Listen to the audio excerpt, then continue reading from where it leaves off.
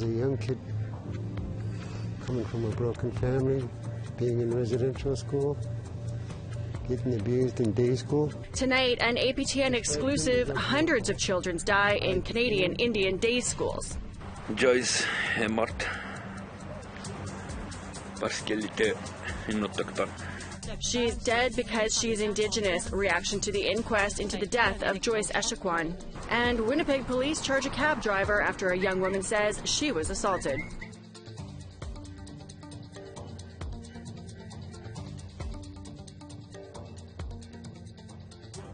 Good evening, Tanche. Welcome to APTN National News.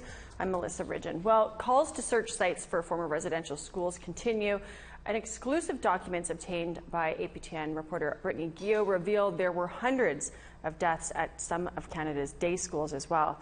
She is here with this first in a series called Surviving Day School, a warning that some of the material may be upsetting to some viewers. Surrounded by mountains and the Pacific Ocean, Ahousaht First Nation is on West Vancouver Island. It's a beautiful place with horrific memories for Daniel Frank. Memories of the Ahousaht Indian Day School. I turned to alcohol and drugs as a young kid, coming from a broken family, being in residential school, getting abused in day school. That's why I turned to drugs and alcohol, to hide the pain. That was the hardest time of my life. Like, I couldn't tell my mom. It's like, if I told my mom bad news, she'd just get mad at us. I told her bad news. So I never ever told my mom. We'd get hit by rulers, yardsticks, even chalkboard brushes they'd throw at us. They wouldn't hit us with a flat side of a stick, hit it on the sideways on our wrists. There's other teachers that used to use straps, they leather straps. My sisters went through that, brothers. My brother got hit so bad he had to get operated on his wrist. It was hard day school. It was worse than residential school. Frank says he and other students endured years of rape, abuse, and torture as children. They survived, while sadly many others did not.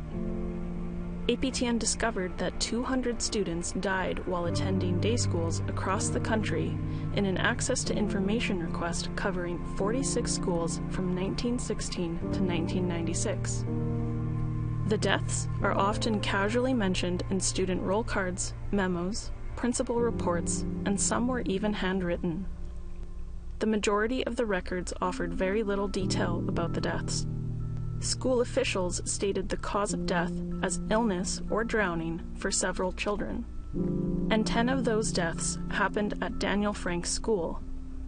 He says the news is painful to hear, but not surprising. It's sad, it's taken away from their family, didn't get a chance to become something, someone. Things like that, it hurts me because you can't tell anybody when they get angry, and you just keep it to yourself. And that's what we're good at, keeping stuff to ourselves. Similar to residential schools, an estimated 200,000 Indigenous children were forced to attend day schools. The main difference was that they returned home at the end of the day.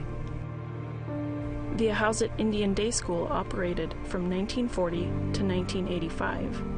The school was partially demolished decades ago, but one lone building still stands. And Frank says the grounds of former day schools should be searched for graves as well. Take it on as my fault. What did I do? Why? Good thing is I'm not giving up. I know there's hope. Where there's a will, there's a way. Brittany Gio, APTN National News, Winnipeg. The Hope for Wellness hotline can be reached 24 hours a day at 1-855-242-3310 or online at hopeforwellness.ca. We will have part 2 of the series Surviving Day Schools tomorrow. For more on this story and to see the documents that we uncovered, you can go to aptnnews.ca. Well, the coroner's report exploring Joyce Echaquan's death at a Joliet hospital in Quebec was tabled almost a week ago, but so far discussion is centering on one hot-button topic: systemic racism. Without independent oversight, family and supporters are beginning to worry that this long-awaited report will only gather dust. Lindsay Richardson explains. She's treated more than 500 files in her career, but Joyce Echaquan's death hit differently for coroner Jehan Kamel. Ça a été un électrochoc pour nous tous. Kamel's 28-page inquest report leaked late last week, deeming Joyce's death accidental as well as avoidable. It concluded discrimination affected her care. Ce qui a été plus difficile, c'est d'avoir sa fille, sa famille, d'imaginer que les derniers moments passés auprès de sa maman, ça a été pour la réconforter en Atikamekw, puis qu'il faut que la vie continue. C'est probablement ce qui a été le plus troublant. The report's recommendations target a handful of key players. Number one on the list, acknowledge and eliminate systemic racism, a long shot to those on Quebec's political playing field. I'll say that I have hope. I always will maintain that, but, you know, I'm not holding my breath either. Liberal critic Greg Kelly drew fire last week while pushing for application of Joyce's principle and, at the time, calling out Quebec's prioritization of nationalist laws. It's Indigenous people who are telling us this is their reality. It's coming from the ground. They're saying this is where we experience. So it's listen to what they're saying. It's extremely important. Legault apologized for his reaction to Kelly's comments, saying in a Facebook post he didn't send the message of compassion and solidarity this situation requires. Yes, there is some racism in Quebec, but less than many other places. However, there was little change to his tune while speaking on Tuesday. The only place where I don't agree is when we say that there's a system, because for me, a system is coming from upstairs, coming from the top people, and I don't see this in the healthcare network, for example. But this is all Joyce's family and their lawyer can see. When she started complaining about pain, she was not taken seriously. She was prescribed a chemical restraint and a mechanical restraint, and to be placed in an isolation room by a doctor who did not even assess her before making such a prescription. She was placed there without proper surveillance, and this is what led to the deterioration of her condition and her death. It'll be the basis of a human rights complaint and a challenge to the Quebec Nursing Board's temporary suspension of Joyce's nurse. In an email to APTN News, a nursing board rep said the one-year suspension for verbal violence is one of the most severe ever handed down. To Carole Dubé, penalty and reality just don't align. Joyce est morte.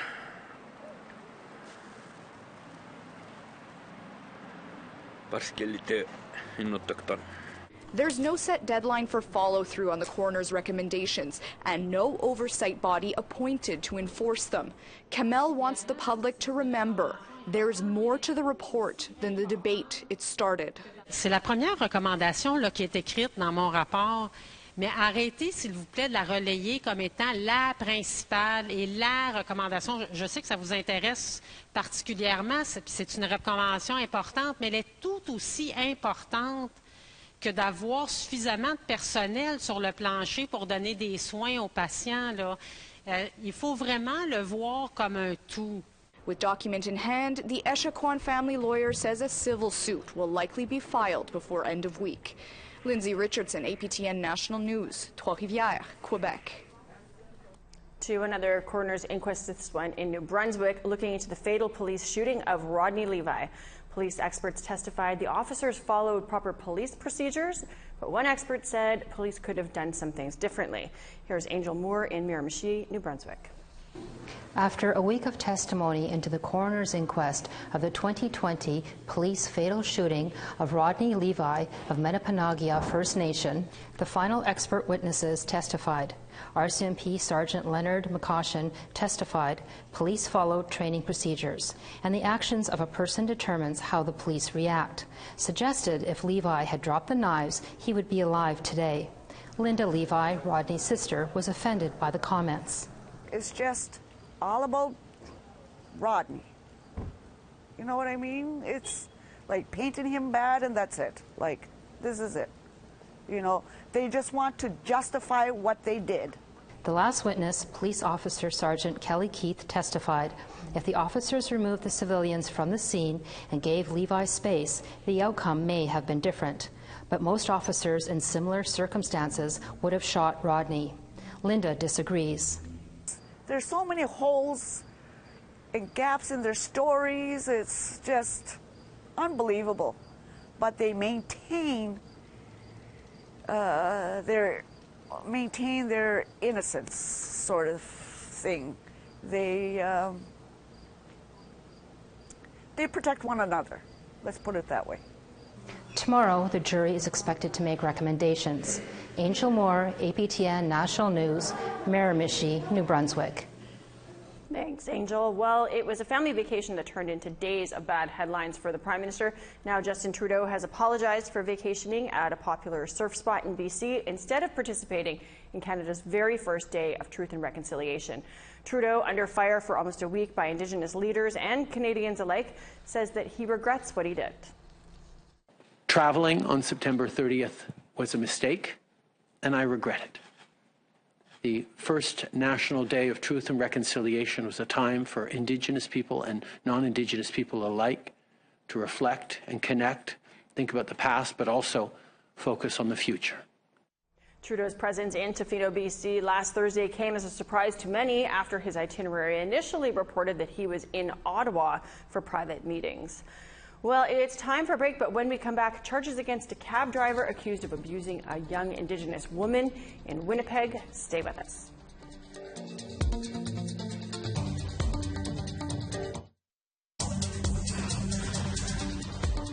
Welcome back.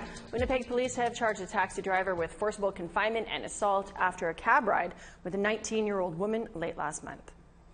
Serenity Morisseau complained to police that a cab driver punched her in the face 4 times and tried to kidnap her.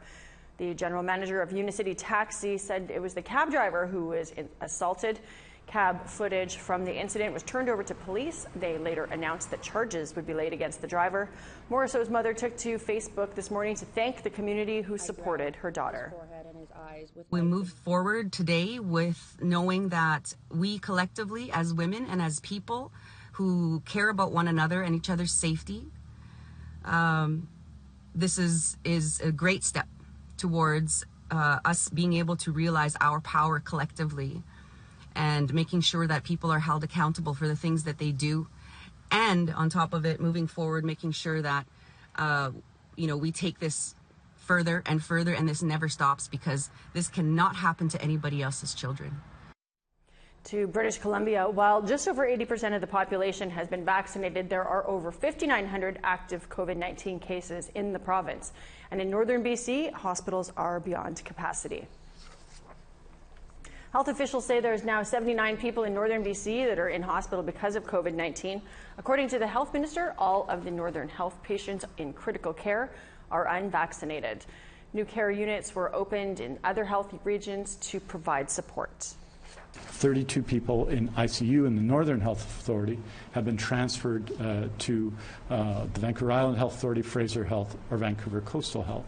26 of them are COVID patients in critical care, and none of those 26 is fully vaccinated. That's the reality of the situation. Enbridge's controversial Line 3 pipeline is now up and running. The 1,700-kilometer pipeline runs from Edmonton, Alberta to Superior, Wisconsin. More than 900 people were arrested while demonstrating against the pipeline during its construction. Investigative reporter Hilary Beaumont found Enbridge is picking up the tab for the policing. Hilary joined Dennis Ward for more on that. Hilary, great to see you. Your reporting finds that Enbridge, a Canadian company, paid millions of dollars out to law enforcement in the U.S. for everything ranging from their wages to their chicken finger meals. Can you walk us through what you discovered? Yeah, I'm happy to do that. Thanks for having me, Dennis. So I've been looking through the receipts of police that they've reimbursed to this fund set up by Enbridge in Minnesota. And they have reimbursed everything from wages for pepper spraying protesters to their burgers for when they're out responding to protests and eating a meal.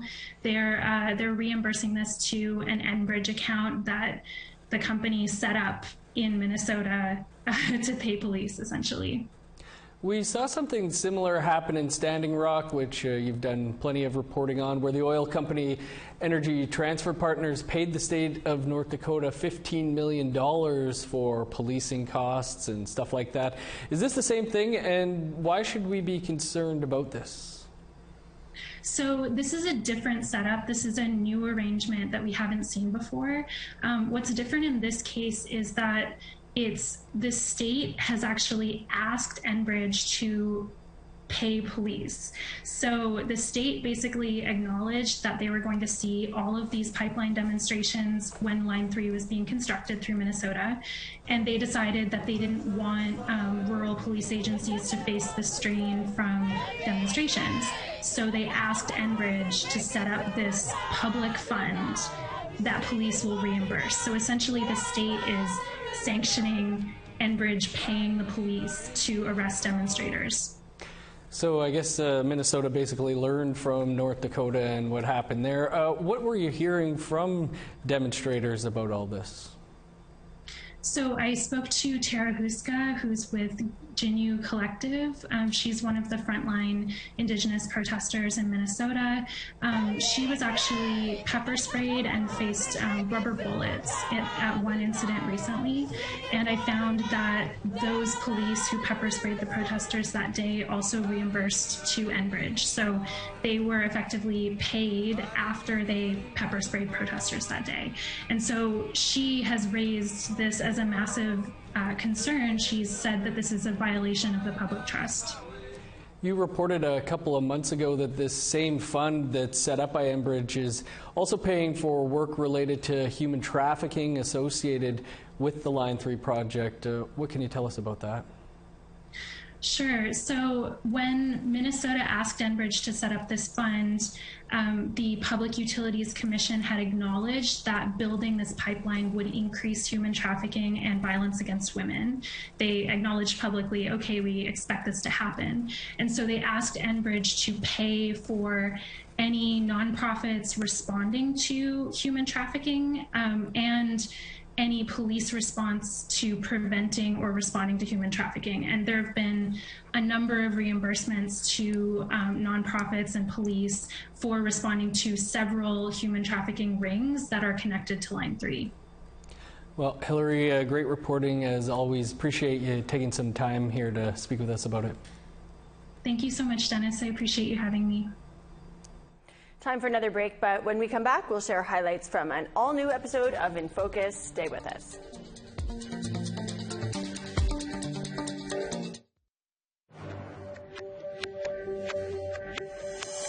Welcome back. It's time now for our photo of the day.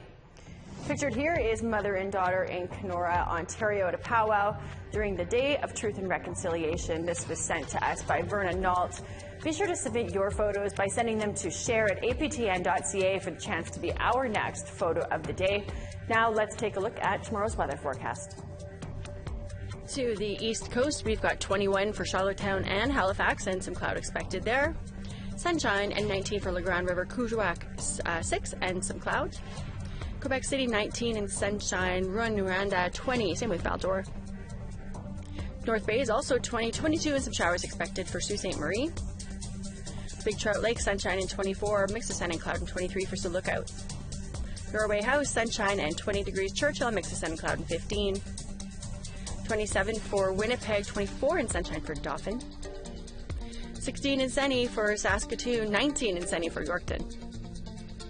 8 and sunny for Buffalo Narrows, 10 and cloud expected for Stony Rapids. To Alberta, we got 6 in High Level and sunny skies there, 8 for Fort McMurray, Peace River, and Grand Prairie. 11 in cloud for Calgary, 13 in sunshine for Edmonton. 14 in rain for Vancouver. Bella Coola is looking like rain and 11 degrees. Prince George sunny and 5 in sunshine for Fort Nelson. Old Crow 0 with a chance of flurries, 2 and a chance of flurries for Mayo. Wrigley 2 in sunshine, Waukegan and Yellowknife both chance of flurries and 3 degrees. 3 in sunshine for Tuktoyaktuk and Inuvik, 4 in sunny for McPherson, 2 and rain for Baker Lake and Chesterfield. Nuyat -1, mix of sun and cloud. 2 and mix of sun and cloud for Clyde River, Igloolik -1 with a chance of flurries. Today was the season premiere of In Focus. Lots has happened since we left you in the spring. Graves have been found, an election where reconciliation was a ballot issue, and the first ever Truth and Reconciliation Day has happened. So appropriately, we discussed reconciliation and allyship. I feel like Murray Sinclair says this a lot, that the responsibility of reconciliation is going to be left up to future generations. And generationally, if we do this work right and in the right ways, by mobilizing this truth, making some sense of historical context, that will only be setting up the work of reconciliation for future generations a lot more seamlessly than how we're grappling with them today. But ultimately, we have a lot of work to do to embed this knowledge within the fabric of all of our institutions, of all, within society in general. Yeah, so one of the projects that we worked on was our Indigenous Ally Toolkit. So it's very much so a living document. So we're trying to always update it and get feedback from Indigenous people to make sure that the information is always relevant and it really reflects their realities and that they feel they can be represented by. And it was a really long process between a couple of our between my team and some of our partners to make sure that allyship was really spelled out in a really easy toolkit that could be presented to anyone, whatever level of knowledge of Indigenous people that they have, to make sure that we can kind of ease the burden that's placed on Indigenous people to constantly teach non-Indigenous people that we are here and we are thriving. So good. Well, 60 Scoop and residential school survivors will take the stands this Friday as guests of the Winnipeg Blue Bombers.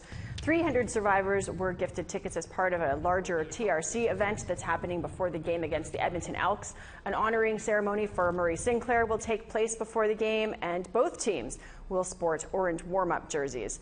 The Bombers also announced that 1,000 Indigenous people from communities as far north as Churchill will be flown into Winnipeg for the game.